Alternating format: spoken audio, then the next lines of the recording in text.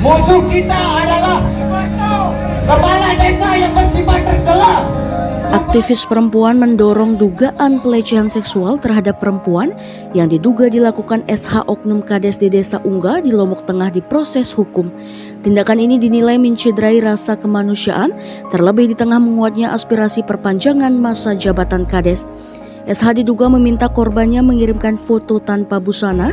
Korbannya salah seorang warganya berinisial AU yang sekarang berada di Arab Saudi dan tengah menjadi TKW. Direktur Yayasan Institut Perempuan untuk Perubahan Sosial NTB, Nurjanah mengatakan, pihaknya mendukung warga Ungga menempuh jalur hukum. Kami selaku aktivis perempuan mendukung penuh yang dilakukan oleh korban. Saya sudah menegaskan dia itu korban.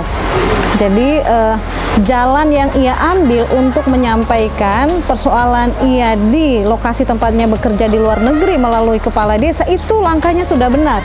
Karena harusnya memang kepala desa orang pertama yang melindungi warganya kalau ada persoalan.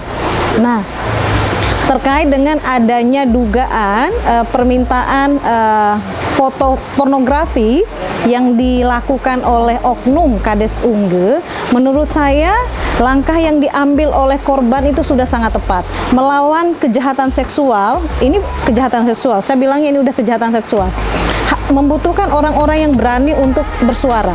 Nah, salah satu cara dengan bersuara itu ya pertama mempublish itu di TikTok. Jadi orang juga mengetahui bahwa memang dia butuh dukungan terkait dengan persoalan yang ia hadapi, tetapi orang yang ia percaya memfasilitasi tidak memberikan itu. Malah kejahatan melalui media sosial sekarang ini kan sudah sangat tinggi ya. Jadi kalau orang melihat bahwa kekerasan seksual terhadap perempuan itu sekarang bukan hanya lagi persoalan sentuhan, tetapi trennya sekarang itu adalah dengan media teknologi media. Jadi korban speak up itu satu positif. Sangat positif yang harus dilakukan oleh semua perempuan. Korban kejahatan seksual itu bisa laki-laki bisa perempuan. Tetapi faktanya memang lebih banyak perempuan korbannya. Kalau mengalami hal seperti itu memang tidak boleh diam. Salah satu cara yang benar itu adalah dengan bersuara.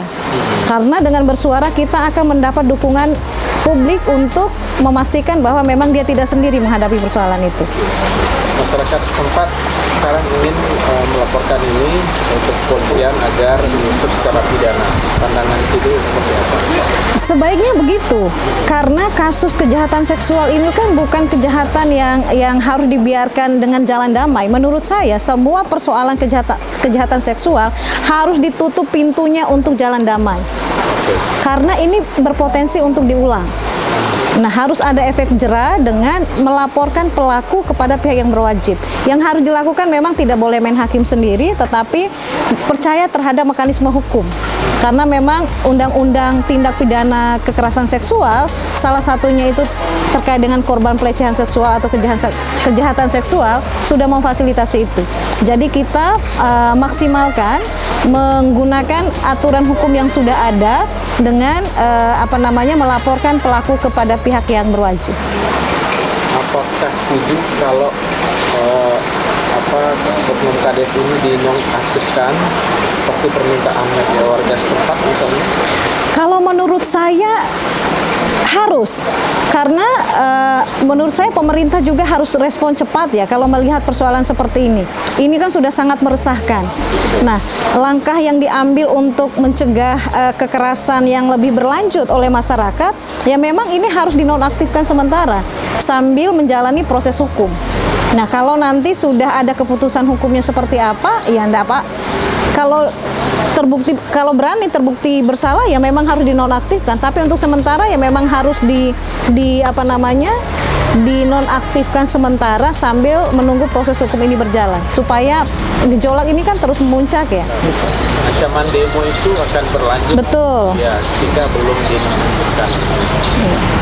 Nah, terlepas dari kasus Kades Ungga, potret di NTB secara umum terkait dengan pelecehan perempuan, potretnya siapa di kita ini? Iya, kalau datanya yang saya lihat di Simponi dan juga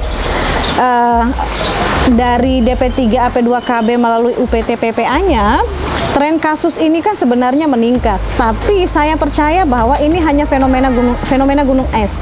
Tidak banyak orang yang berani melapor urusan kejahatan seksual itu karena menyangkut stigma, menyangkut tabu.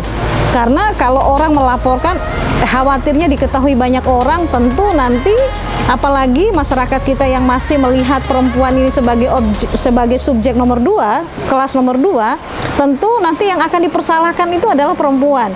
Jadi tidak mudah memang memastikan bahwa korban itu melapor, itu tidak mudah.